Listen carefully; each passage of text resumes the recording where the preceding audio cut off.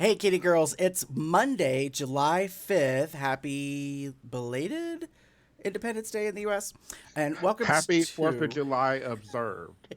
very true, welcome to Comes Out Loud Drag Race All Star Season 6, Episode 3. Baby, you got a side hustle or two. Mhm. So thank you for joining us here at the podcast. For those of you that may not know because you haven't figured out our voices yet or you haven't watched us online, my name is Gary. With me is my ever fabulous co-host. Hello, everyone. It's Damon. Welcome. Welcome. All right, so whole new episode of season 6. We're rolling right along. Queens are leaving, left, right. About to have another one go out the door, so we should probably get right into it. Let's get into it. All right. Racers, start your engines, and may the best drag queen win. All right, so put the pedal to the metal. This is our overall thoughts on the episode, which is side hustles. And in parentheses, I put infomercial challenge because that's basically what it is. So it's advertising slash sales, but it's acting. And you were assigned in your groups. This was interesting. I liked this, that they were grouped. Well, first of all, you had to light up by height. Mm-hmm. And then you got split into 3 groups. And I was like, well, that's incredibly practical because there's no way to like deal with the picking kind of shit. You know what I mean? So I hope they do that again. Not this season, like every time, but you know, like they can do age, they can do you know, what zodiac sign you were born under. I don't know, like, you know, just stuff. Something like that. Yes. Yeah. So that being said, Damon, I'm really curious, what are your thoughts about this episode of So what I wrote down is kiss in full effect. Okay. And if you don't know what that fun little anachronism, ooh, that's a word, acronym stands for. Acronym is the actual word. This is wine, y'all.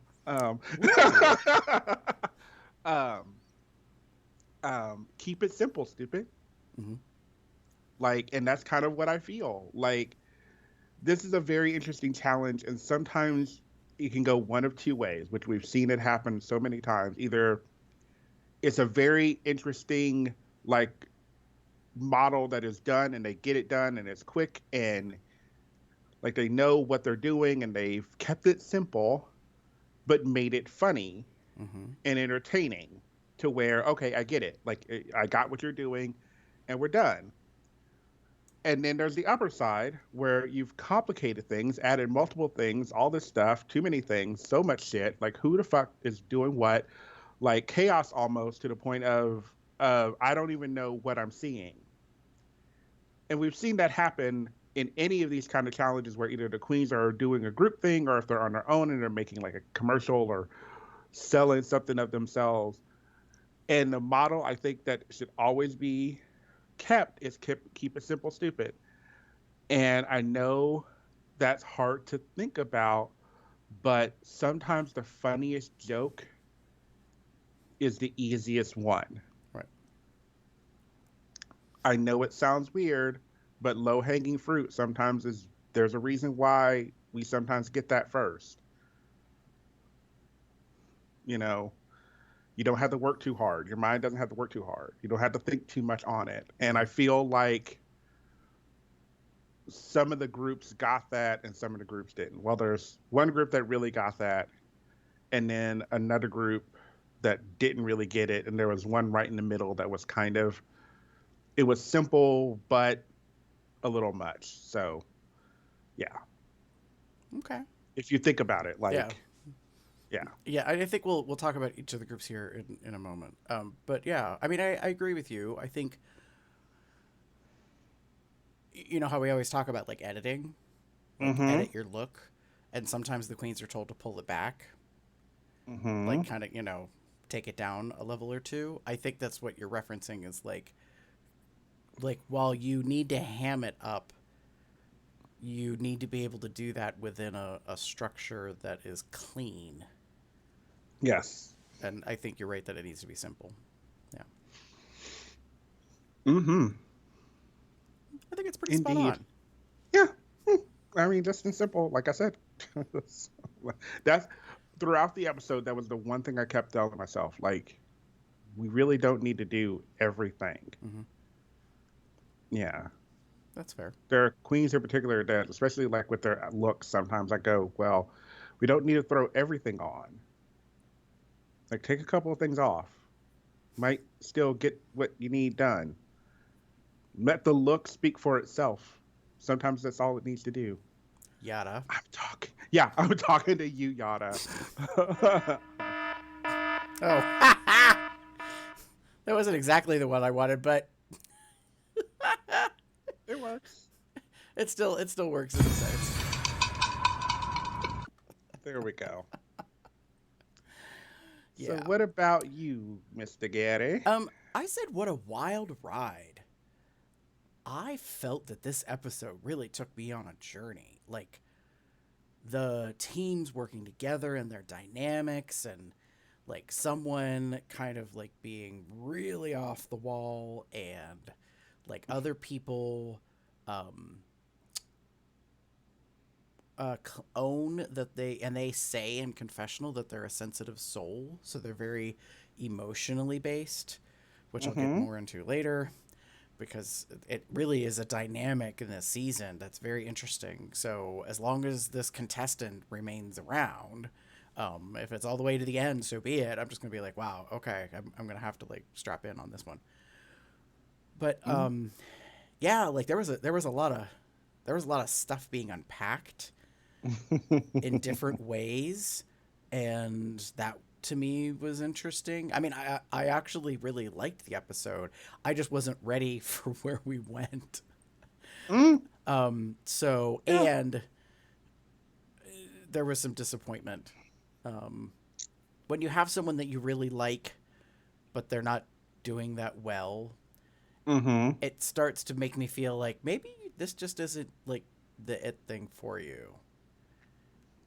And it hurts because I really like this performer, but at the same time, I'm like, maybe the competitive thing just isn't your whatever, unless like you're gonna like maybe the edit is, you know, obviously representing that things aren't that good right now, and we're gonna have 12 episodes and we're at episode number 3, so in the next 6 or so maybe you'll like, you know, start to have a change, right, start to settle and be more I guess practical, engaging, and you know, something like that. So yeah, that's kind of how I felt about that in particular. So yeah, let's talk about these particular groups in the challenge real quick before we move on. So sure. You know, the thing for me is that we like we said, they got into split into these 3 groups. So the first group, the exorcise queens, as they call themselves. So just in general, like I thought this was a really cute concept. I laughed. I hate to say it, Eureka stole the show. And the reason I say that is because, like, so you didn't have an evenness, like, in the energy that was being brought and what was being delivered. And weirdly, Kylie was like the more professional. Like, I mean, technically Eureka was probably the most professional given her most recent gig with HBO. And We Are Here. Like, she's totally used to being around camera crews and like all this kind of stuff, and how to, like, you know, how to turn it on when the camera is, you know, when they say action, that kind of stuff. But I really feel like Kylie was like in it, and Scarlett, like, girl, if you got a medical card, that's fine, but you just might want to lay off a little bit. Like, Akira revealed recently on the pageant podcast with Willem in Alaska, when you're in a pageant and you go to do the Q&A, perhaps you don't drink right before that round. So my transition, my point of that saying that was like, maybe you should not be medicated when you go to do a challenge. Ooh. She just really seemed like kind of space cadet and out of it, and played, or she's playing really ditzy, and that annoys me. I don't know. Yeah, but I have to, I feel like it's a bit of both, maybe. I think she does tend to play like this ditzy-ish kind of role in these situations, and it works for her. But then sometimes it's kind of like, I don't know. I would have liked it, and this is just a personal critique. I understand that what they were trying to do would be like exercise queens. I would have liked just a little dab of white on their uh Bodysuits. leotards. Yeah. Yeah, the bodysuits to give it kind of that like priest collar kind of look thing going. Because that's kind of I think what they were going for, maybe. Maybe. I don't Right. know. No, no, no. I agree. Or in the headband, Yeah. like just a little white kind of square there. Yeah. They could have worn rosary beads. Mm-hmm. As Just odd something. as that might seem. No, I agree. The one little critique I had was I still did a high feel. Like, so we're looking at this picture, which is a still from towards the end of their little infomercial. I still don't know how I feel about Eureka looking the same, but just in a different outfit. Like, her hair is still a mess, and she's got all of this, like, vomitous, like, stuff all over Mm-hmm. her face and her neck and her décolletage like across her Yeah. chest. Like, it bothers me a little bit because it's like I get the whole like fun aspect. She's like, I was a client and now I work here. Mm-hmm. um Mm-hmm. it's fun, it's funny, but there was a part of me that's like, we couldn't at least clean her up just a little bit. Like, Yeah. I I don't know. wonder if it was just a matter of like timing, if they didn't have time. It could be. But that's where this should have been like on like a bodysuit kind of thing. That kind of, I know she had like her, I'm sure her undergarments Hmm. on to kind of her shapers and stuff on. I would have liked this to have been on something where she could have just like taken it off. The face is hard to do. She kind of went full on with like the extra, the Right. demon possessed makeup. So that's going to be a lot harder to take off without removing everything else. So you just look like like a dude. So, Right. Well, and I think my thing is like, if from the chin, like from her bottom lips and chin down had been like I agree with you. If she'd had a breastplate or something on as a piece and could have just like taken that off and then just hmm touched this up somehow, maybe, hmm like, and then like maybe. leave the eyes just as they are, and maybe run a quick comb through the hair. I don't know. That's Yeah. just me. And I realize I'm being really nitpicky, and it's maybe because they did relatively well. Yeah. Maybe. Yeah. All right. Next up is Fix It, Bitch. Which I thought was hysterical because even Rue, when giving critique, said something about like, what is their group? They were supposed to be the Fix It Queens or something like that. Yeah. And Yeah. they renamed it into Fix It, Bitch. Like that was their slogan. Miss Yeah. Pandora Box leads the group. She reveals that she has like some secret skills that she used to do commercial, like local commercial advertising, production, and directing when she lived in Rochester, New York. hmm So I was like, hello, like that's the team I want to be on. hmm And again, kind of like what I was saying earlier with regards to like keeping it simple and what have you, they gave us a not sweet, a simple commercial Hmm. with a catchphrase that stuck. Right. Like I'm going to be probably saying "fix it, bitch" for a while because that it just worked. Everything about it worked, and it didn't. It also helped that the commercial was entertaining and funny and it made sense and it was stupid. Like the big thing was like they fixed everything with duct tape. Like they literally fixed everything with duct tape. Like that was the like moment for me. Like they're not really like there to do anything, Right. but they're literally just like here's some duct tape and here you go. Well, and so like in this shot, this is towards the end of their infomercial as well. Like, so Trinity and Yada are the clients, quote unquote, and they both are wearing the duct tape on their head because their wigs were like sliding and falling back.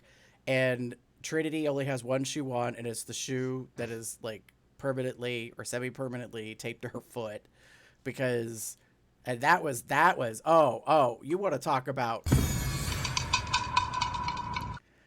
you heard that like Mm-hmm. phrase about the Naomi Smalls syndrome or Uh-huh. whatever. Uh-huh. Girl, I I laughed, think but I was was like, that girl. was Naomi in her season? No. No, I don't think so. Because she was beyond no, she was Bianca Del Rio season. Yes, she was. No, no, she wasn't. Nope, nope, nope. Naomi Smalls was in the following. Naomi Smalls was in Bob's season, Yeah. but that was one of the, if you remember the um, reading challenge Mm, in that season. The one of the things was them talking about her cliffhangers. yeah. So the only thing you can't see is Yada's tuck, her meaty tuck, that was also taped, but like because of the graphic, because of the logo. But no, I agree with you. Like what you were saying earlier, this is the application of Kiss, like as a methodology. They kept it simple and straightforward, and they all did really well. Like Yada was Yada, and she had to be given a note by Michelle. Like, are you supposed to laugh? And she's like, no, but it's just so funny. And she's like, okay, well, if you don't laugh, we'll get a good take out of you and we can use it. Which intrigued me because I feel like in a regular season, I'm not sure you would have given that note. I think you would have said, okay, just, try not to laugh or whatever. You know what I mean? Like, not explain why. Which we need that. Yeah. Yeah, I just realized that's kind of a theme because I was super pissy watching the finale of the first season of UK because there were these two choreographers and one of them, in my opinion, was a real cunt. So one of the final contestants is, they're learning this big number, it's a song and dance thing, and it's one of the choreographers. So over in the UK, they have this thing called Strictly Dancing, which is our Dancing with the Stars. And that's where this choreographer comes from. And I was like, bitch, you got Napoleon complex. What is your problem? Because one of the contestants was trying to learn this thing and was like, nope, wrong, do it again. Nope, wrong, do it again. Nope, do it again. And that's all they would say. And I was like, so I turned to the person who was watching it with me and I was like, I'm about to bitch slap her. I was like, give some fucking instruction. Don't keep yelling at somebody and tell them they're doing it wrong. Tell them what they're doing wrong and how to correct it. And that's what I'm like focusing on, is that like angst, that feeling that I have. But that didn't happen in this episode. Michelle gives Yada a really good note and explains why. And that's where I'm thinking, would you have done that in a regular season with a regular queen? Conspiracy theories. Anyways. But yeah, like I really did. I did like this. I did enjoy what they did. I think it was a really well done. I loved Trinity's reaction to like the duct tape shoe. Basically, she was like, thanks, I guess," kind of moment. And then that was great. And then with the wig, she was like, I don't like this. And she's looking in a mirror, and I love that's sort of the things I was wanting. Like, is it really fixed? Not really. It's not really fixed. It's just duct tape. Right. And I paid $99 for this? I paid $198 for both of these? Now, to be fair, if she paid it in Monopoly money, like, that was a funny gag in the thing that they even accept Monopoly money. And I was like, oh, so they don't really want money. Like, yeah, just imitation money. I mean, well, why would they take money? It's just fucking duct tape. Girl, a side hustle is a side hustle, though. I mean, true. Guess you do need the money. All right. And then the last group is Rent-A-Queens, or RAQ, they called it, for RAQ. So we have Akira, Ginger, Jan, and Silky. They seemed the most disconnected. And it's weird because the way the show is edited, it's like Akira and Ginger were on the same page, and Jan was just happy to be there, and she's like her cheerleader personality, and then Silky's just off to the side. And I mean, that becomes a big dynamic in this whole like story of this particular episode. Akira, girl, okay, I just have to say this. Why are we wearing the biggest pageant hair ever? Like, the gown is fine, but you could have really gone with something a third or a half size smaller, in my opinion. I mean, I get that, like, Ginger's wearing a big wig, but, like, hers is kind of, I think, working for her proportion in a way, a little bit, and she's really kind of giving you executive, and Jan is giving me like cocktail party, like I don't know, like on speed, because she's really kind of like overdoing it. Yeah. Anyways. Yeah, it was. So this one was. This is my idea in regards to like keep it simple because they didn't. There was so much going on, and they could have done a whole lot less and gotten the same impact. Like, I didn't need 2 or 3 confessionals about their services to just like give it going. I know what you're going for. While the Ricard Simmons like moment was hilarious. Like, I either would have liked that one or the other one where like it's Jan at the funeral kind of thing, because that's what it needed. We didn't like, again, like counter posting to the Fix It Queen or Fix It Bitch, whatever. Right. While they had a few different things, they were short and sweet and to the point. And it was like, here's the problem, here's the solution with the duct tape, and here's the resolve. Right. And it's good, I guess. Like, and then you kind of get that moment, and that's what you needed. And then these ones were just, what's going on? Yeah. Like, why did Silky show up at the funeral just and fall out, like, for no apparent reason whatsoever? Like, what was that for? Like, I didn't quite get that or catch that. Maybe I'm wrong. Maybe I missed something. So in the bottom left corner of the screen, a little Chiron, I think that's what it's called in the industry, like a little graphic circle pops up, and it's got Ginger's head in it, so it's a talking head moment. And she's like, oh, or double, what is it she says? Because at first she says, we do Southern funerals too. It like does this little like thumbs up thing, and then she goes on and says, double up for even more, or something like that. And that's why suddenly Silky comes into the scene, because she's actually 2 queens instead of 1. But I agree with you. What was difficult is like Silky just came in and suddenly was rolling around on the ground instead of, it would have been better direction if she came up. Like if the 2 for 1 or whatever it was they were trying to say was sooner in the video, like after Akira tells Jan to butch it up. That was kind of funny. And they said, or you could get, or double up or whatever. And then Silky comes on like she's mourning, with like a veil or whatever. And she comes up to the flowers while Akira's next to the flowers. And then Akira falls out. And then Silky falls out. Like, I think that little bit of direction would have been better for that moment. But I agree with you. You were just kind of like, what? Why is she rolling around on the ground? Oh, okay. And then, like, she only had 3 lines, and she gave up 1. I don't know which one she gave up. Don't really care, to be at this point, be blunt.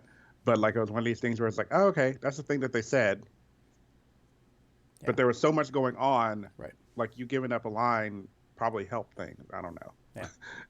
Anyway, there we go.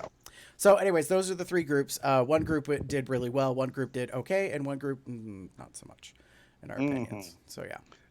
There's that. Whoops.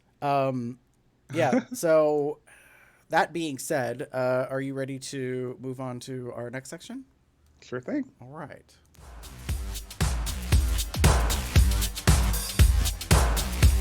Someone got some music.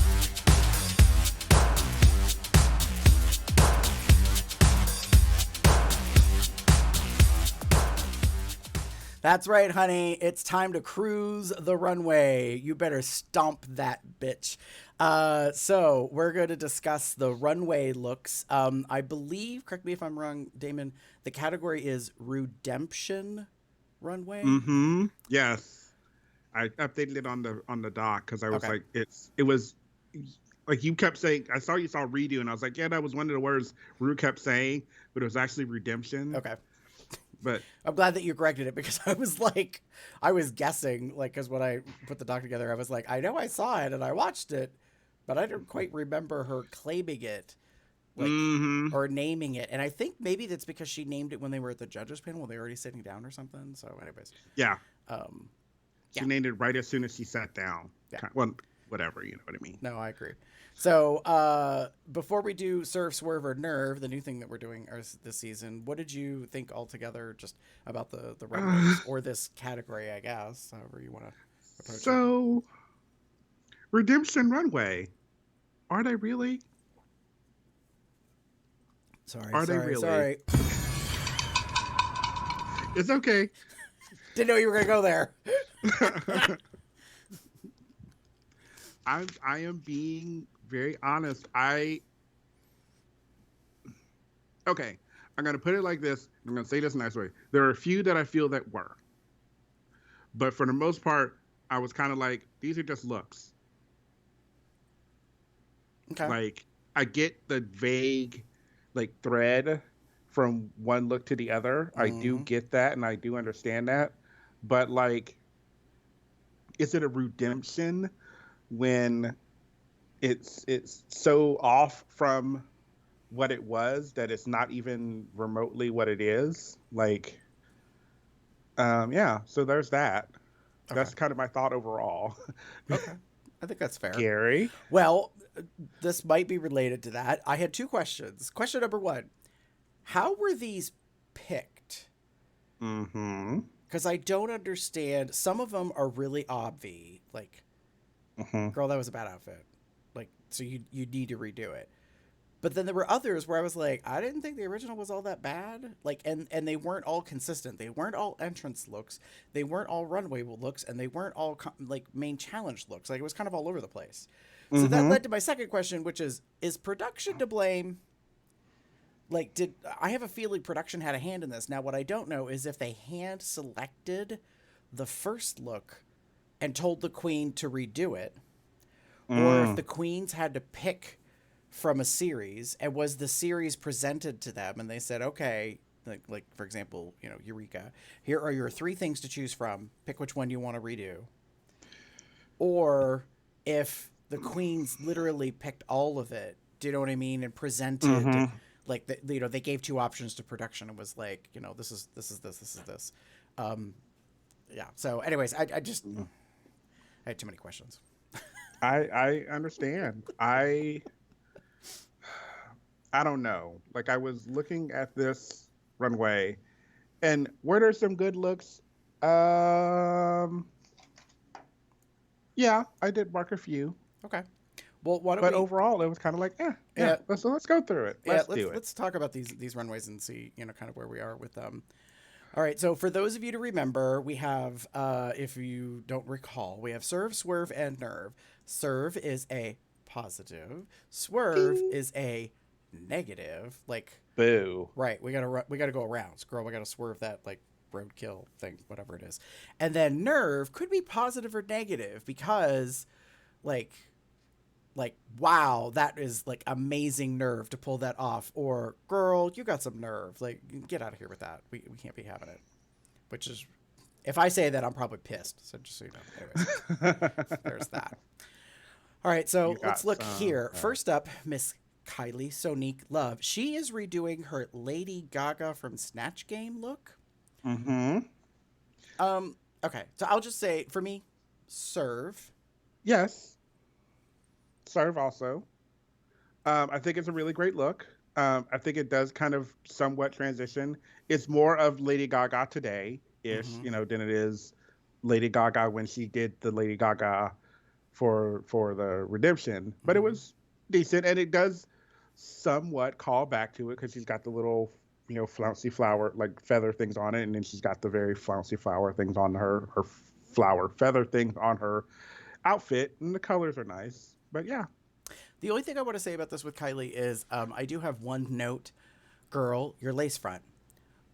I don't know if this is a borrowed wig or if something happened during production and, like, before the final, like, coming back on stage or something, somewhere in the midst of it, you took the hair off and then you put it back on. Because at one point I clocked, I was like, girl, your lace.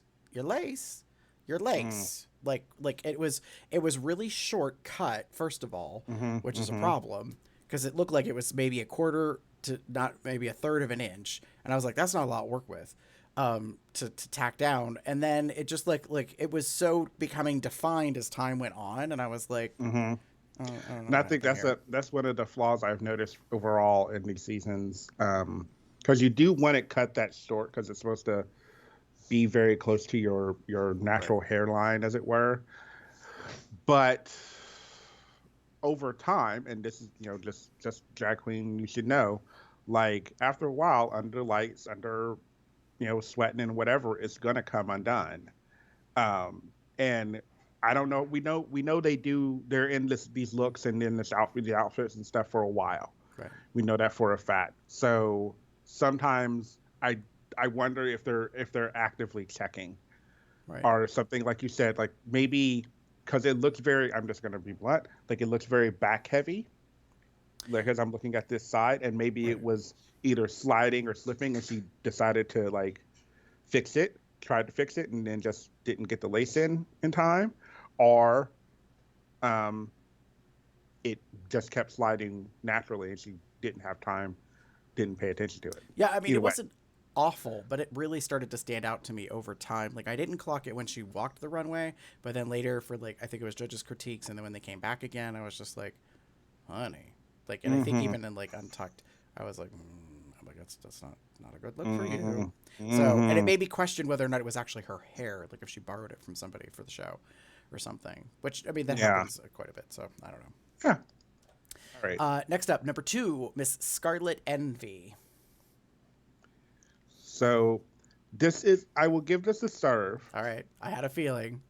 Go ahead. I really did like this. Mm-hmm. I like the printed fabric. I love the airbrush, like painting, the very, Italian Renaissance art that kind of goes onto it. The hair is really nice.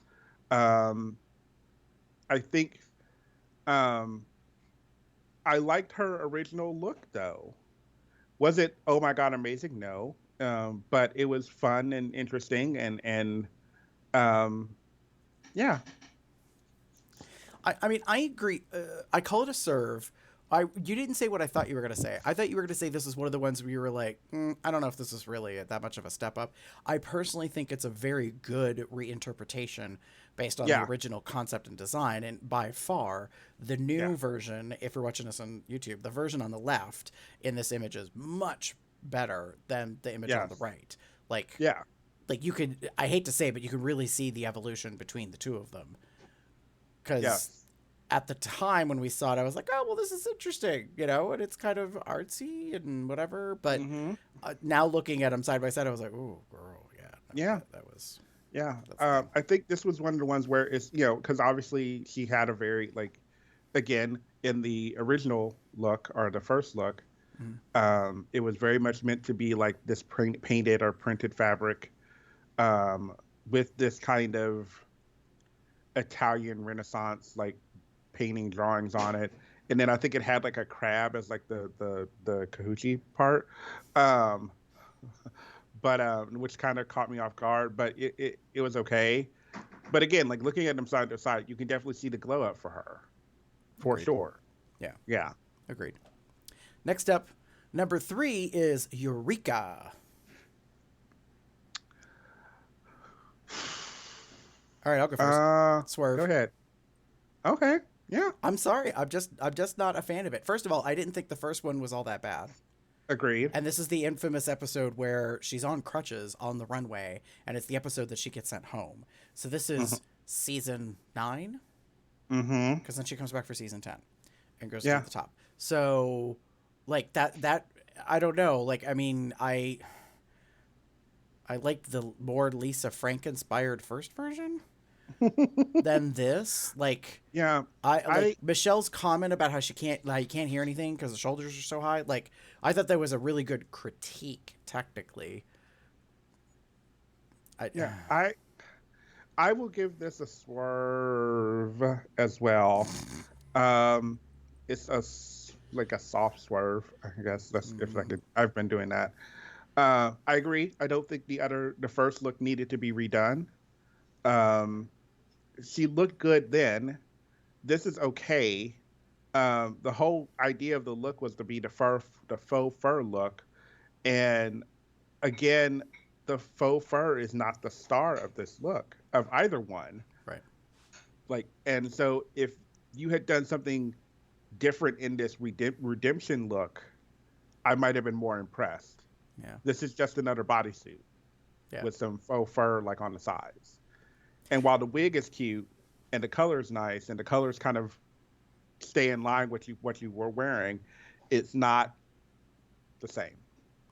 And it doesn't. Yeah. Yeah. I mean, my problem with the new outfit that we're seeing here on the left is it looks like she like killed a Muppet and ripped it in half and then just put like each half on her arms. Like, I don't know how else to call it. Like, and the fact that the hair is a really good hair, but color wise, I'm like it's too much matching to like the fur on the shoulder, like pieces, and I'm just like, I don't know.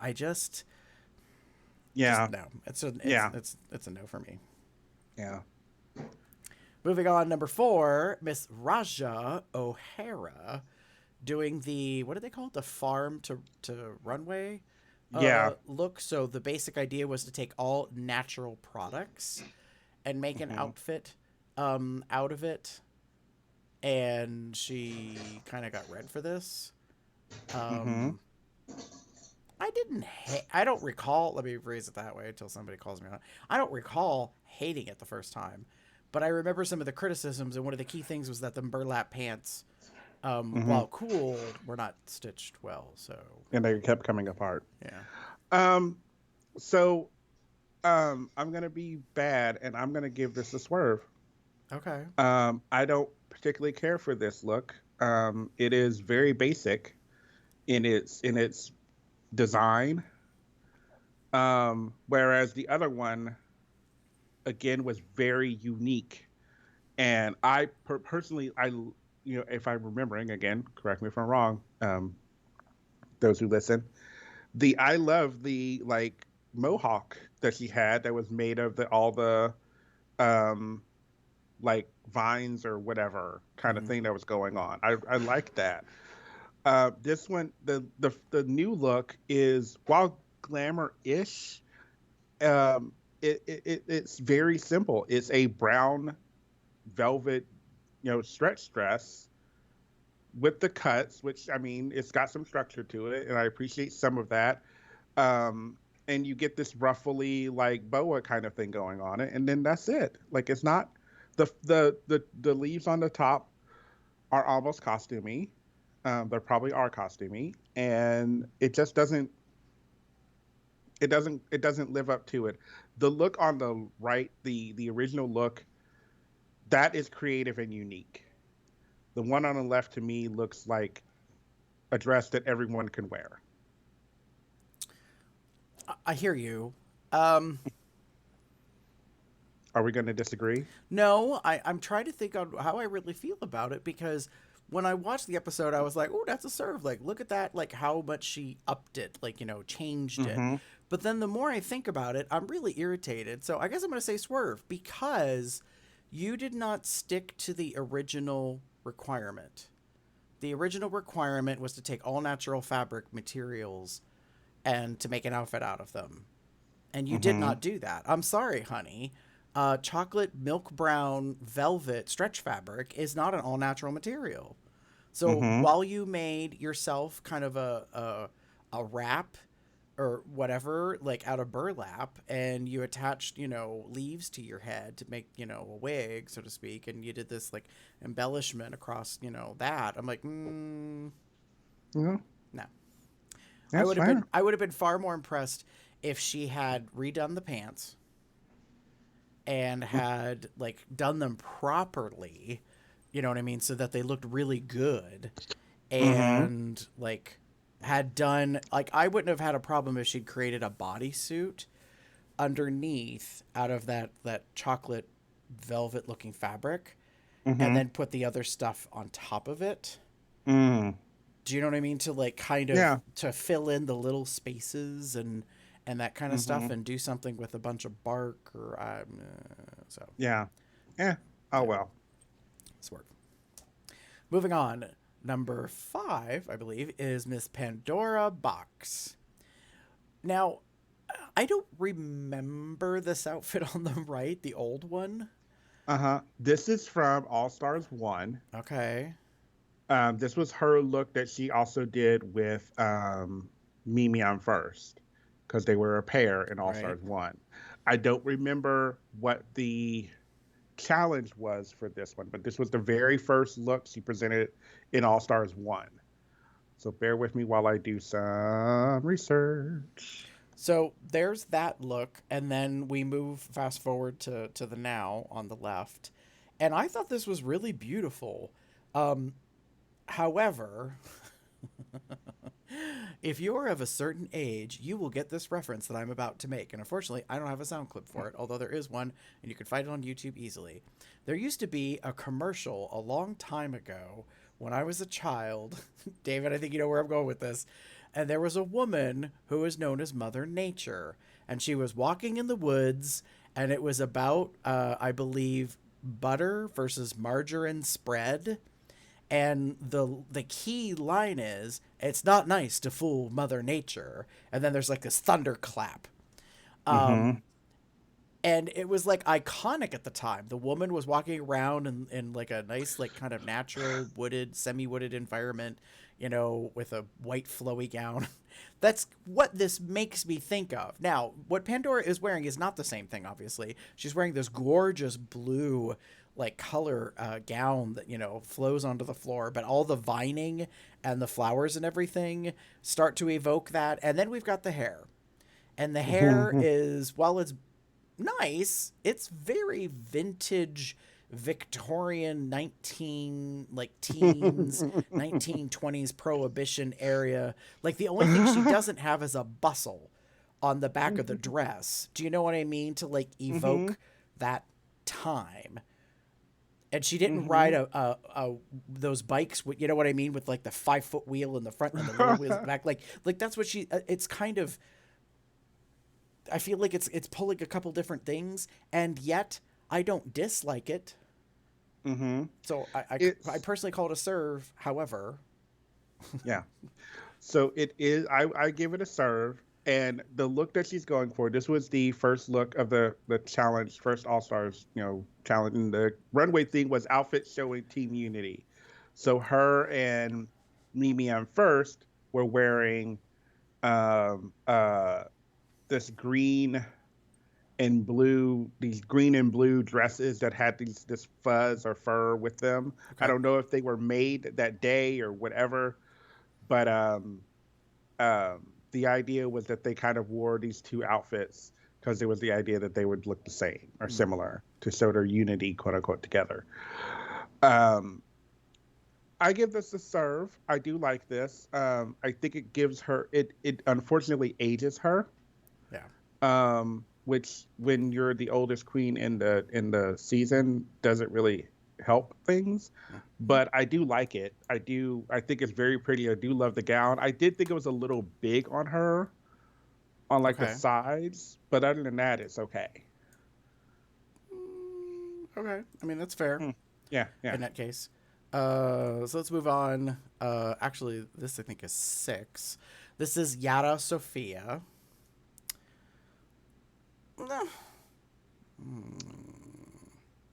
I give this a swerve. I just don't. While I like it, I don't love it, and I don't get it. I don't get why she chose this look If to she chose update. it. Again, if she chose it, Yeah. I don't get why she chose this look to update. And to be blunt, it's not a good update. Right. So I agree. So you saying that makes me agree. It's a swerve. Like, this is my problem. What was wrong with the first one? Mm-hmm. Like the older one, this is her photo shoot.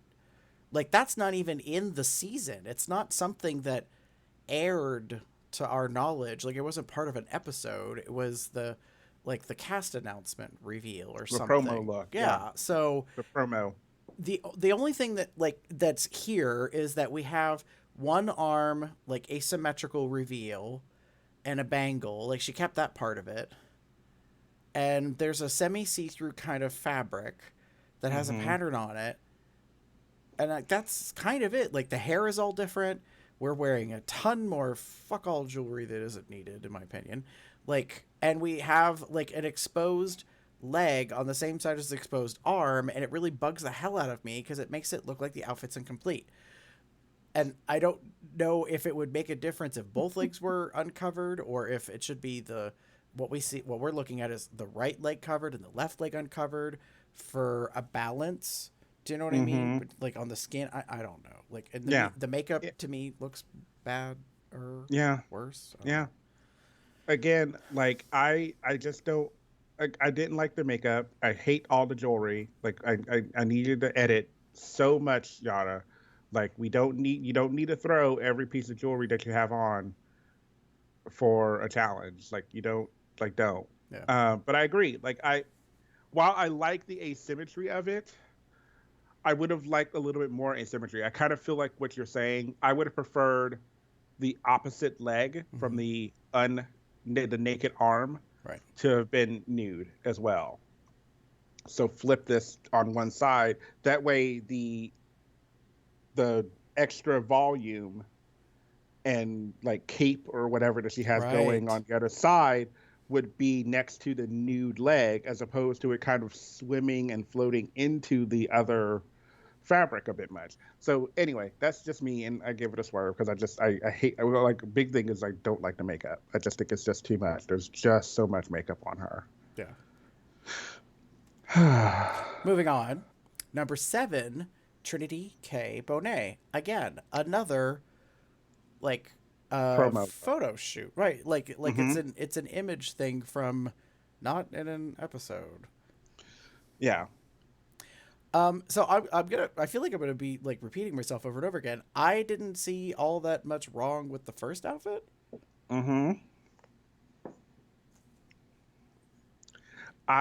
Okay, so I will go ahead and say this. I give this a swerve. Okay. I think there's too much going on in the outfit. There's just too much. Like, there's chains dangling from the bodice. There's this nude illusion on the skirt. There's these see-through gloves now. There's this ruffly thing on the, like, near the top.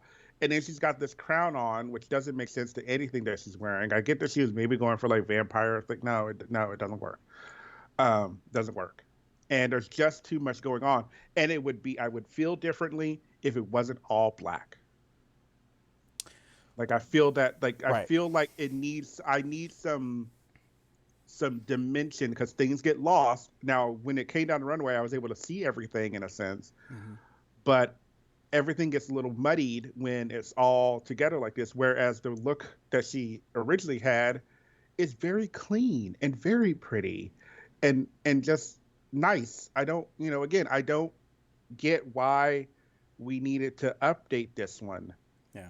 Rudemption is meant for, like, outfits that bombed, that didn't do well on the runway generally, but were not good. You know, we go back to, what is it, All Stars 3? Yes. With Aja and her, the name just left my head. The Princess Disaster. Like, that kind of, like, that look that was garbage. Yeah. With that ugly ass floppy ass wig and the chaps and shit, and she updated it to a more very princess-ish look with the kind of similar color theme that worked really well. And that's kind of, to me, a redemption. Right. It's something that kind of was a bomb on the runway. Either the judges didn't like it, or mostly, to me, like, the judges didn't like it, or you got critiqued artists who looked at it you were in when you got sent home. Right.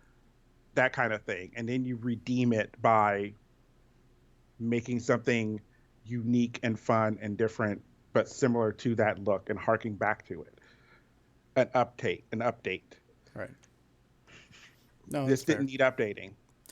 Right, I agree with you. 1, it didn't need updating, and 2, the updates weren't all that good. Like, I agree, the crown should have been a different color, and the sleeves to the gloves should have been a contrast. I don't know. There's just a bunch of things that should have happened, so it's worth it. Yeah. Next up, number 8, Jan. Jan is doing her entrance look. So, and for those that don't necessarily know, apparently prior to becoming a Ru girl, she was known as Jan Sport. as in the company, like she was doing a spoof on that, but due to IP and everything, she ended up dropping sports. Now she's just Jan.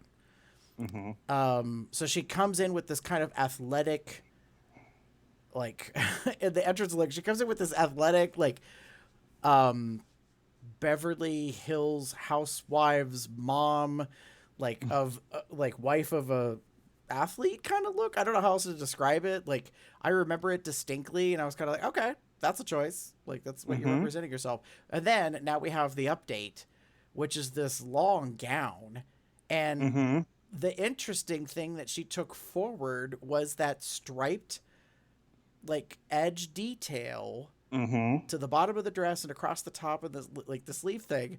So for me, I think it's a serve. Like I really think she stepped it up from the entrance look as far as what this challenge was. Let me put it that way. This is for me a soft serve. Okay. I'm not a particular fan of this. While I love the color of the dress and I love the fabric, I honestly think there's just too much of the athletic stripe detail. Okay. I would have preferred it if it had just been. I don't need it at the waist. Like that's the one that needs to go. Okay. Right. I agree. I'm looking at that right now, going. Yeah. Like if it were gone at the waist and was like here at the neckline and then at the bottom, kind of like that sort of thing, and maybe at the sleeve. I put it like a maybe at the sleeve. I'm on the fence about it being the sleeve. Right. But it instead of it going like down and across the bust, it should just have gone just right across, kind of like what it does in the first look, where it just goes right across the bust line and over onto the shoulders. I would have liked that. That would have been a nice way to kind of present it. But I love the color. I love the look. I love the hair. I know Michelle kind of mentioned that it ages her, but that's that's the point. Like she's needing to show that she's grown up. Right. She, so yeah. I like your critique. The thing I would say is I would agree, lose the wrap around at the waist that looks like a belt. Like that's just not working. I would take off the edge of the sleeves and instead I would put matching dripping jewels to make it look like it's frayed or something, but it's more elegant and it's something sparkly that catches the eye. It shows movement. And I think differently. I think the stuff across the bodice, like how you see how in the picture that we're looking at, it swoops from left to right, like it comes down and across. I would have preferred if that detail continued the whole way around and it just wrapped on an angle and swirled the whole way down the gown. Do you know what I mean? Like as a dramatic flare where it just kind of keeps going around and around and then down to the very bottom of the dress. Do you know what I mean? So it looks like it's a continuous stripe to give a little bit of drama. Because I agree with you. This is weirdly looking. It's looking like an evening gown that's supposed to be athletic. Question mark? Yeah. Which I guess is what she was trying to do. But yeah. So yeah, there's that. You okay? Yeah. I'm realizing my lip gloss is kind of coming off. So I thought you were taking a closer look at Janet. I was like, well, do you want me to go on or not? No, I have to look at the camera to get close up to look at what my lips look like.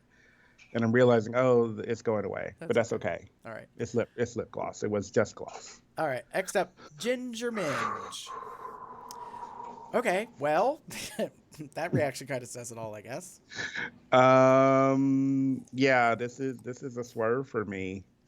At first, I thought it was cute, but the more I looked at it and kept watching it through things, it just doesn't work. I would have preferred. I don't like the ruching, the legs. It's really the legs for me. Yeah. If she had done, I know. Michelle mentioned hair on pants. I would have preferred no pants. I would have preferred a boot, maybe not the same boot that she has in the first look. It is a glow up. Don't get me wrong. It is a redeem. It does look better than the first one. I will give you that much. Because that hair was awful. That makeup is so dark and gross.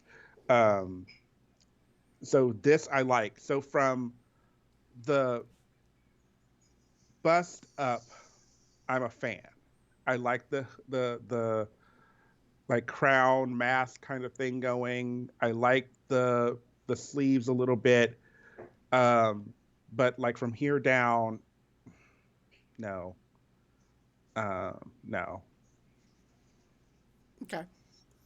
Um, so I think it's a swerve, but I disagree with you. Like, I think the first outfit's better for me. Like, I understand where you're coming from with the hair and the makeup, but I'm like, this updated version, mama. Like, I don't understand. The sleeves seem problematic, and them legs, like them pants, are really where the issue is. So I agree with you on the point that she should have just like not had pants. Like she should have just like had just her bare legs or whatever, and like some new boots or something. Yeah, I don't know. I this is what I was referencing earlier. I think in pre-show. Where I was saying, like, you have a queen who you're really a fan of, but is not doing well. Mm-hmm. So that's Well, um, she's been safe, and then she was in the bottom. So, there's that. right. Well, and I don't know how much I like referencing the bottom. It's not inaccurate, but the whole team was in the bottom collectively together, which made sense because they were being judged as teams. So, yeah. I mean, and I don't think that Ginger did that bad necessarily in her group, but anyways, that was kind of how that played itself out. Number 10, Miss Silky Nutmeg Ganache. Nerve. How dare you even compare this to the other look? Fuck Ross and his like, it's not even saying color. And like I don't care. I care. I care a lot. This again, I've been clocking Silky about this since the last episode. This feels like I pulled something together to make it work. This wasn't something that I had made, or I believe, I went and got done, or felt like it, like tenuously. This is not a disco look. This is a dance number. This is a dance outfit. This is a move your body and let the fringe kind of work for you outfit. This is not a disco look. If you had not, getting mad, if you had not indicated that this was connected to your disco look, I would have been fine with this. I would have liked this outfit. But the fact that you chose this look to make it as like your redemption of your disco look, which was pretty fucking tragic, it upsets me because it is not that at all.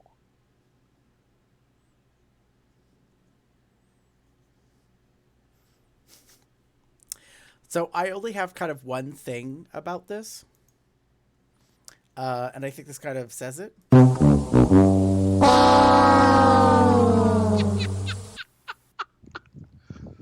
That's fair. Yeah. Sorry, girl. I agree with you. It makes no comprehensive sense to the first like look, and that's where the problem is. I'm like, this is what? This is like, it's not even the same color. Like if it was blue, I could at least see an attempt of something. If it had been like that see the fabric in the blue, that's kind of like that like design metallic-y crush kind of feel for it. If it had been that in red, I might have been okay with it. Maybe. But it's not anything. Right. It doesn't in any way, shape, or form resemble the look. Yeah. So yeah. Moving on. Last but not least, Miss Akiria C. Davenport with a caftan. A proper caftan, quote unquote. An actual fucking caftan.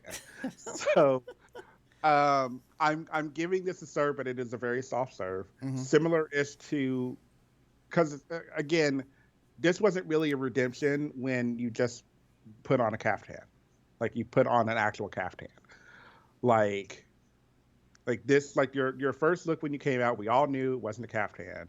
You wanted us to believe it, but it wasn't true. It was a bodysuit with butterfly wings. Like, get over it. Like, blah.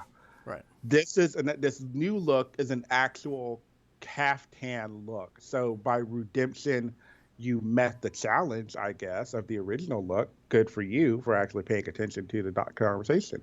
So, yeah, like, it's okay. I would have personally preferred something more. Yeah, I mean, I agree, it's a serve, but to me, it's just a serve. Like, it's not all that great. The nude illusion panels do not match your skin tone, which is problematic for me. You completely changed the color concept, so yes, technically you redeemed because it is a caftan when it was supposed to be a caftan the first time. I would have been far more impressed if the caftan had butterflies on it. Not you don't have to do the butterfly wings. Like, you don't have to make it echo it. Like, so like, seriously, specifically, exactly. But Yeah, if it was this like holograph thing and it had all these little butterflies like on it or something, I think that would have been better. I'm still confused why we have one leg revealed. Anyways, yeah, it's just it's not a swerve, but I also wasn't all that thrilled by it. So yeah, that's the queens. So that's cruising the runway. Redemption runway. Yeah. So that being said,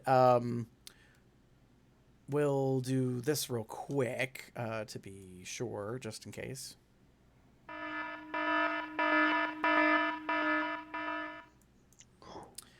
All right. The reason why I decided to do that is because we're going to talk about who wins and who the assassin is before we move into our last segment real quick. Sure thing.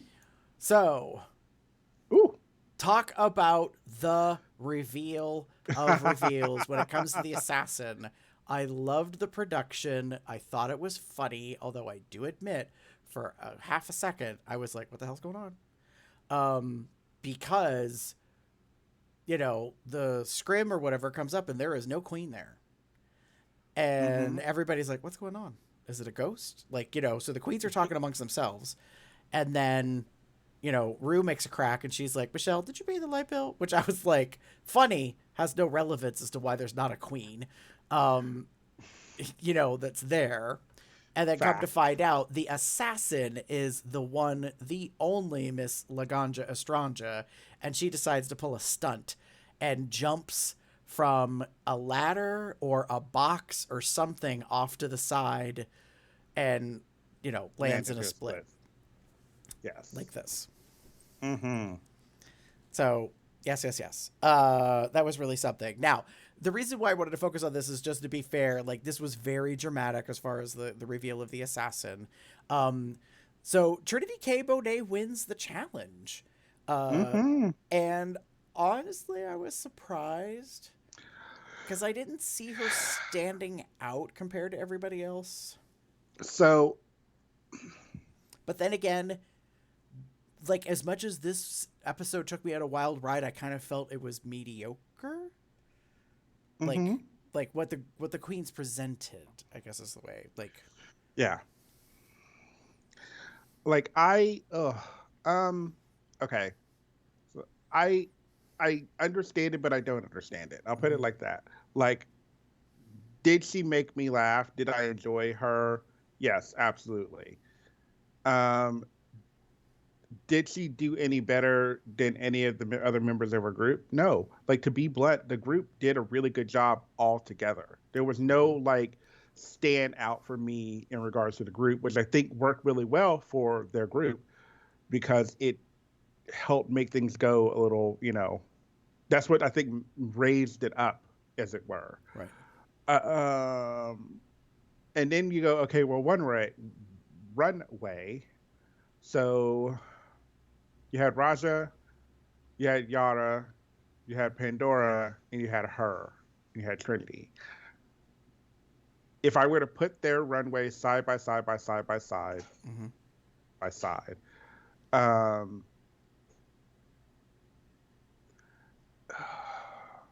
I guess maybe Trinity edges out, maybe. Right. But personally, I like Pandora's better. So who knows? Right. Um, So yeah, it yeah. ends up being Laganja and Trinity for the lip sync, and so I just want to. I guess I just want to say this now. Um, because I alluded to it earlier, the part of the wild ride of this was that Trinity is the one that reveals that she is very emotional, that she's a very sensitive soul, and that becomes a thing because if you watch Untucked, she Mm-hmm. is very quiet. Like I watched it again and saw how she was very quiet and reflective and didn't say anything for the longest time, and then finally spoke up. And then even when she spoke up, like honestly, Raja did try to talk over her. And I was like, wow, like y'all are a bunch of needy motherfuckers. Like I get that you're entertainers and you're drag queens, but you are not being good, just like human beings to give another person space. Like, Mm-hmm. what the hell? But I Mm-hmm. was like, why should I be surprised? I guess, like it's Mm-hmm. a competition and everyone wants to focus and da da da da. Like, but at the same time, I was like, read the room, pay attention, like to what's happening, and Trinity was right to call them out and be like, oh, she wins, yay! Everybody gives her 2 minutes, yada yada yada. And then we focus on other stuff. This one wins, yay! 2 minutes, da da da da. I win. It's all about you, you, and you. And I was like, woo, girl. She called them bitches out, She and I did. don't blame her. I get it that it was unique. It was a unique, because all four of them were in the bottom, and this is very early on where, like, we're not like if you're in the top and the bottom. Like we've had those situations where there's been a lot of people in the bottom, Mm-hmm. but this is a very early, like multiple, like more than two are in the bottom kind of thing, and that was Right. probably a little much. But usually when they come back in the workroom, there's a moment of acknowledgement of the winner, Right. no matter what. Like there's always been just like a small little moment of acknowledgement of the winner. Congratulations to her. Like, and then you go into who's in the bottom, and then you realize, oh, well, it's these two, or in this case, these four, and then you have your say. Then you Right. have your moment. Um, but I mean, she was right to be in her feelings, but on the flip of that, I worry for Trinity Mm-hmm. because she is so emotional, because she is so outspoken about her emotions, that she may not have the fortitude to continue. Right. I mean, she pointed out something really important. She won in an all stars season, the main challenge, so to speak, and all the other queens have previously had wins. Mm-hmm. The remaining queens, I should say. Yeah. So Trinity's like, I have no idea what this feels like. I mean, even her reaction on the main stage was a surprise. Instead of being happy and excited, Yeah. like she was really surprised and taken aback and like got emotional about it. Mm-hmm. And Kylie, not realizing the seriousness of the moment, was like, "Ooh, spending spree!" Like she just makes a little quip or whatever. But I think Eureka was the one out of all of them, because I think she was the closest to her on the stage, if I recall correctly. Like I think Eureka was most empathic, like, and picked up on that Trinity was having a moment. Mm-hmm. But that unfortunately didn't really carry through Yeah. into the workroom. Although I did appreciate that Eureka was like, well, Auntie Trinity just like read us all. And I was like, yes, Because she ma'am. did. She so did. She so enough did. So Mm-mm. yeah. So anyways, my whole point of bringing that up was that it's Trinity and it's Laganja, and they could not be any more different. And here's why. Laganja is, I mean, she is set. She's medicated. So she's feeling okay. And Trinity, like, she's just not there. Like, as we go into the lip sync, it's so weird to me. It's like she is having an out-of-body experience or something. Like, it is so obvious that she is very much in her feelings. I loved the fact that Rue was like, are you ready to meet the assassin or whatever? And she's like, meh.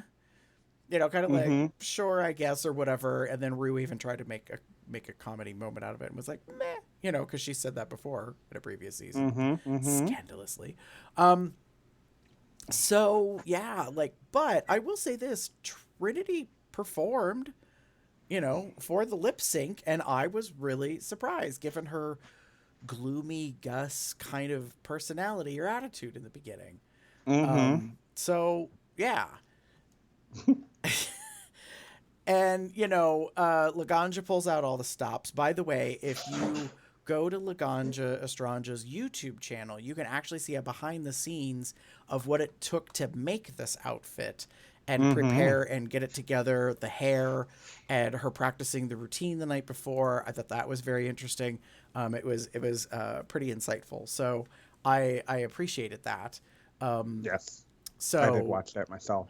Yeah, and this is the very end of the lip sync.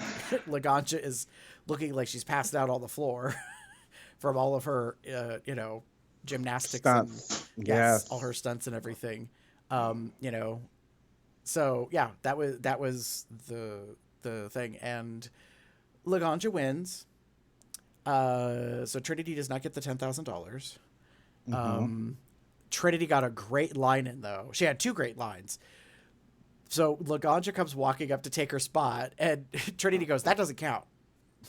Like, meaning the entrance stunt does not count for this portion. And then at the end, she was like, "Don't bring her back." It was like, Trinity, like, damn. Trinity is the one thing I will say. Trinity is very real, if that makes sense. Like she's. Her emotions are, she's obviously got her heart on her sleeve. I will say that much. So her emotions are there and her raw. And part of that, I think, is like, she has these little quips and moments where she's just like, no, I don't want to see her again. Like, fuck her. Like, love her, but fuck her. Right, like, I don't right. need to, I don't want to have to lip sync against her again. Like, she can go home. Right. Completely agree. So, yes. And then, so Laganja gets to pull the lipstick. Now, I have theorized for the longest time that the queen that's the assassin does not know whose lipstick it is. Yes. And when they pull it out, it has a paper, like, little protective sheath or whatever. When you watch the Laganja video, have you seen it, Damon? Maybe. So, when you watch the Laganja BTS, it's called the behind the scenes video, they hand her a lipstick in the dressing room before she comes to the stage, and it doesn't have a protective paper on it. And I was like, oh, well, that makes it look like she knows whose name on it, but I think it's a misdirect. Yeah. I was actually talking to Jim about it as soon as I saw it, because they actually show it in Untucked. It's in Untucked where she gets the lipstick, and then they show it, they do the performance, and then she pulls it out. I noticed immediately that when she was given the lipstick by whoever, like, she was given the lipstick, it didn't have the cover on. And I was like, hold up, wait a second, that's new. Like, they normally cover it up, and I was telling Jim that specifically because I was like, normally it's in like a tube, so they don't know, so they don't reveal as they come out who it is. Right. So they don't have to know about it. And then here we go into the performance, or at the end of the performance, and she wins, and she pulls it out, and it's got, well, she doesn't pull it out. Let's be honest, she was given it like. Right. So let's talk about that briefly. So Laganja's outfit has some reveals, and one of them is that the corset piece, like, the middle area comes off. And when it does that, obviously there's no place to hide a lipstick anymore, given the outfit that she's wearing. So when she puts that back on for Rue's decision on who won the assassin, the lip sync assassin moment, that's obviously when production handed her the lipstick that's covered. And she stuffed it back in. Right, because then she put it behind the big zipper, like, piece or whatever on the front. Because I knew that because I was like, oh, like she didn't. That wasn't there the whole time. Right. And there's no way that was there the whole time. Right. Like there's just no way. So again with the lipstick. So I'm assuming this is like again misdirect, whatever, what have you. Because I feel like they gave her the lipstick in production to like show that moment. Right. And I don't think it had. I'm gonna just call it what it is. It didn't have anything on it because it was a full-on no cover kind of lipstick. I don't think it had any name or anything on it. And then she stuffs that in because she can't wear it anyway. Like maybe that's what it is. She couldn't wear it anyway. So they're like, here, we'll just play this part where you're getting a lipstick, and then you give it back essentially, because you can't really put it anywhere. And I agree with you. And I might be wrong. I might have confused the BTS video that I saw with the Untucked. Maybe it's in both. I'm not sure, but like there's definitely a moment where they hand her a lipstick without any brown paper wrap or whatever on it. And I was like, excuse me. So yeah, there's that. There's that. So you ready to move on to our next segment? Sure thing. All right.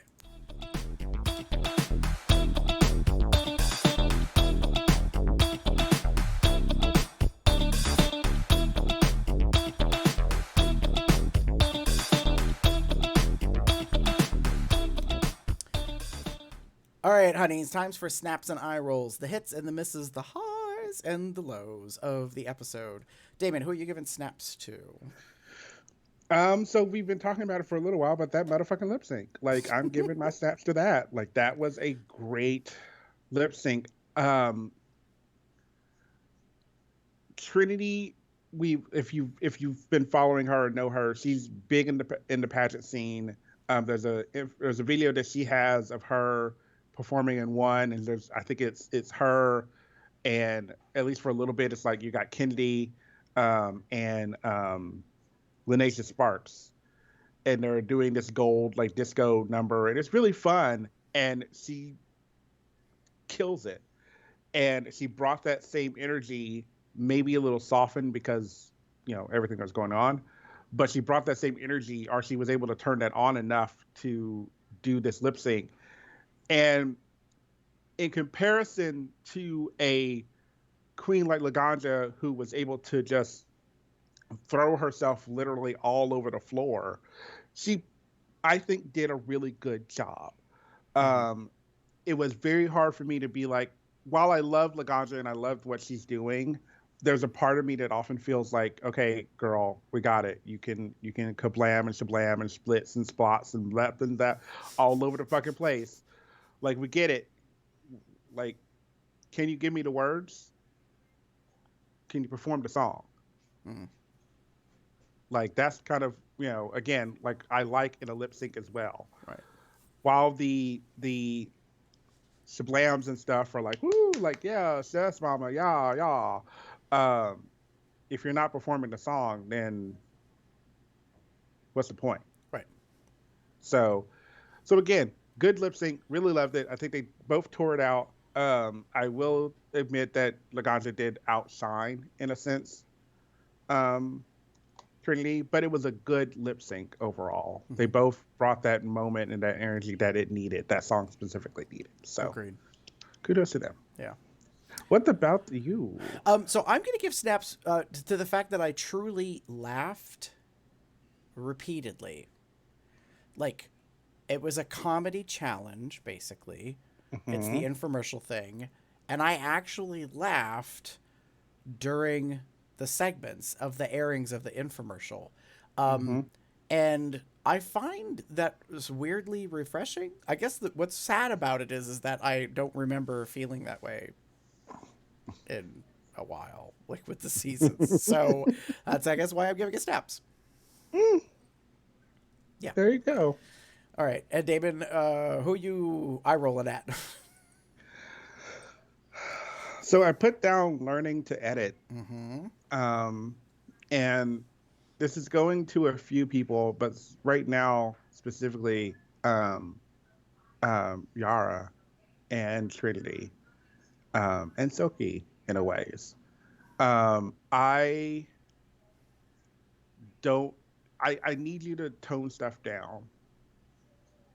Like, again, we've kind of complained about it this whole episode. Like, Yara, we don't need to see every single piece of jewelry that you have on. Mm. You know, I need like some kind of balance. Because you're gonna run out of stuff to wear, to be honest. Like, I don't know what all you brought, unless you brought like a case of jewelry. Like, you're gonna run out of things, depending on how far you go. Which, who knows? Um, hmm, um,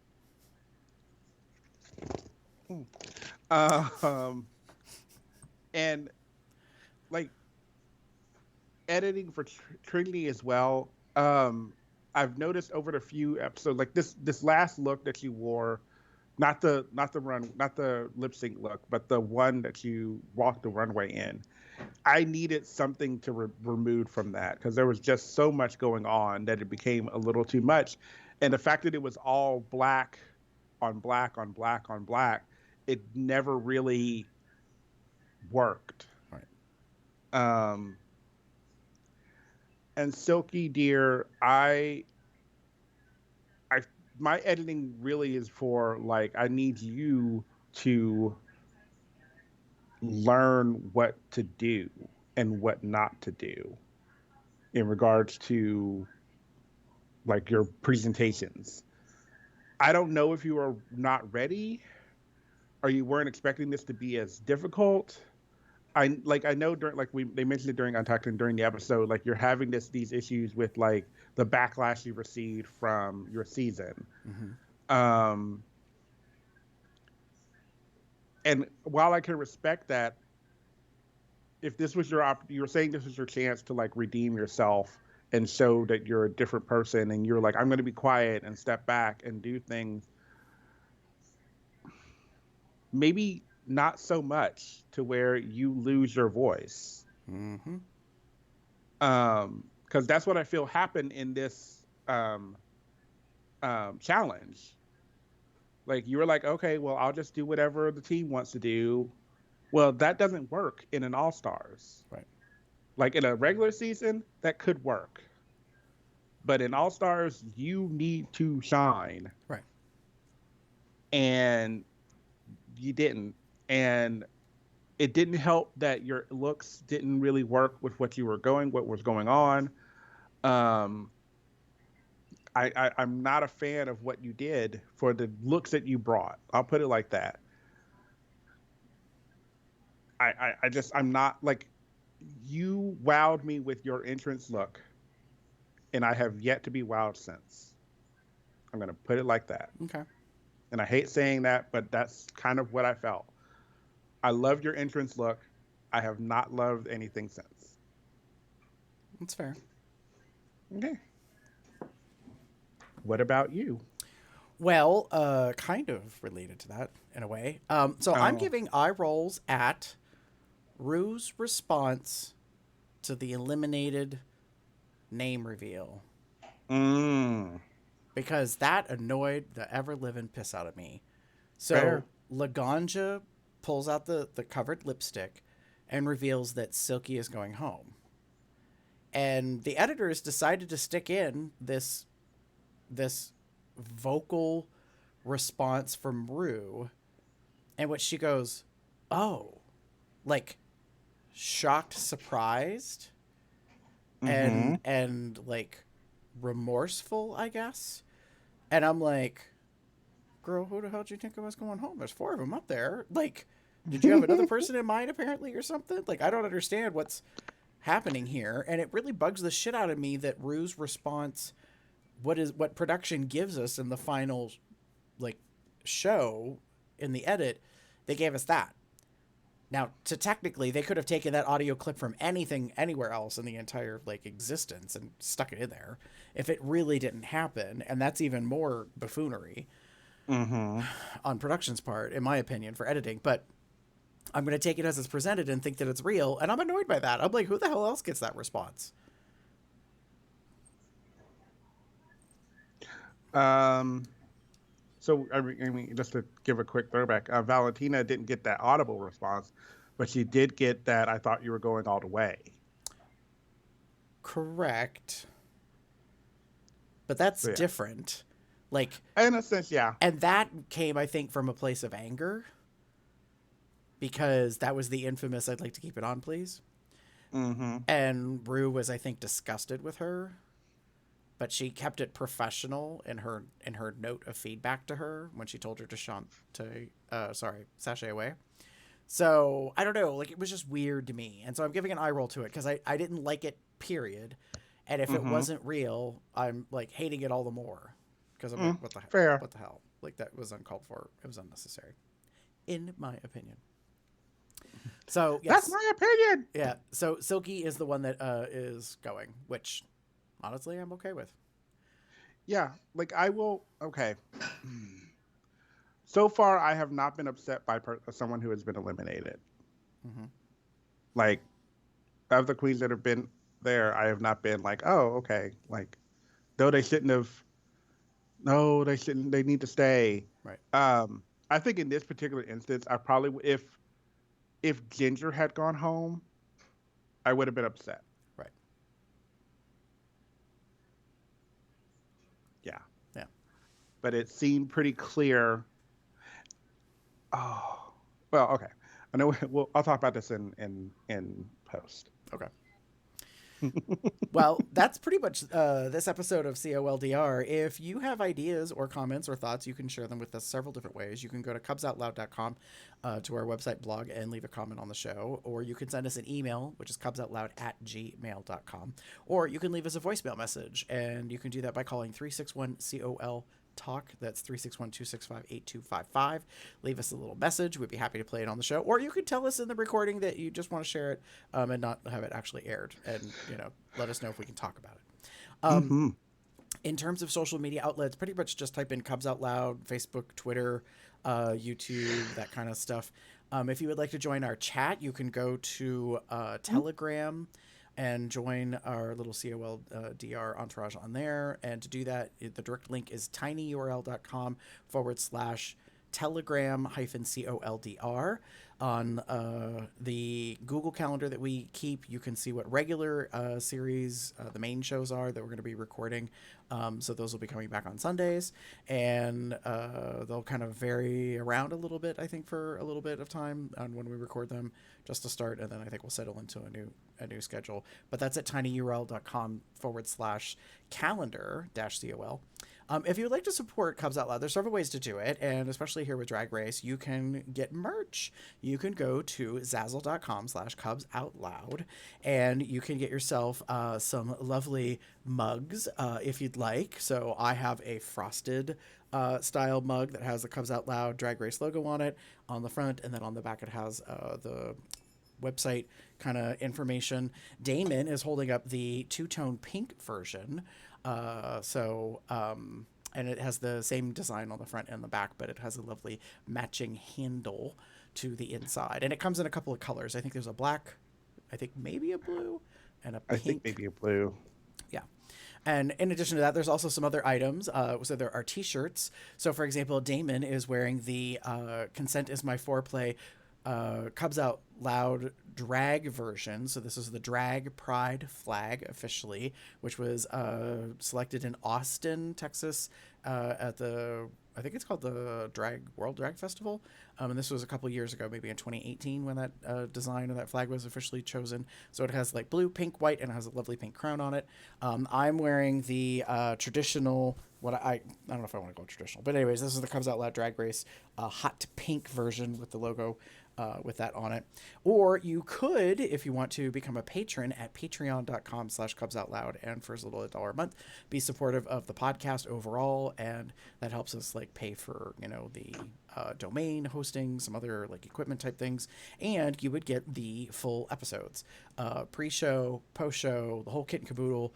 If you'd like to watch, there's YouTube special like access for that, or you can get a different RSS feed for the audio if you want to be a patron.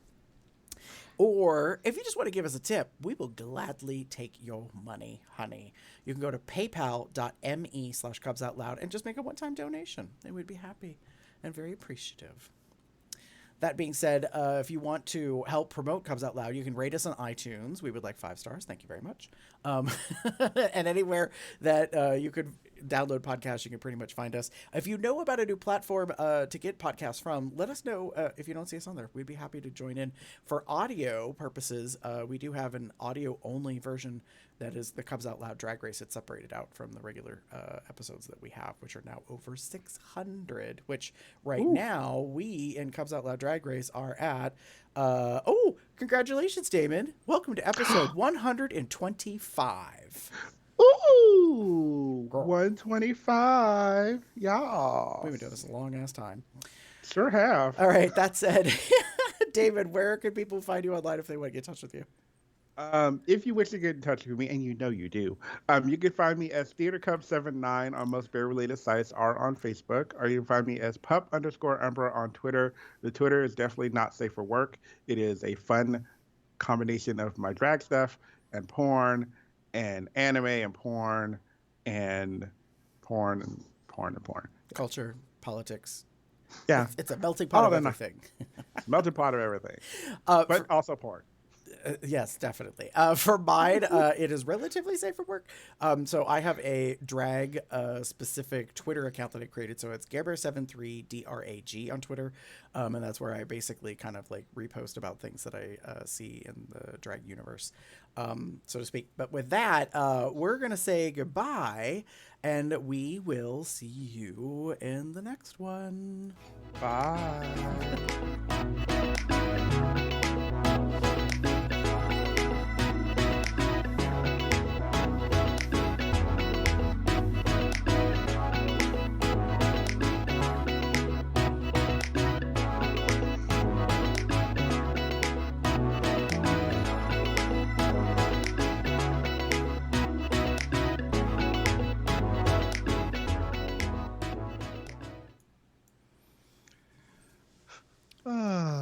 Bye, Silky.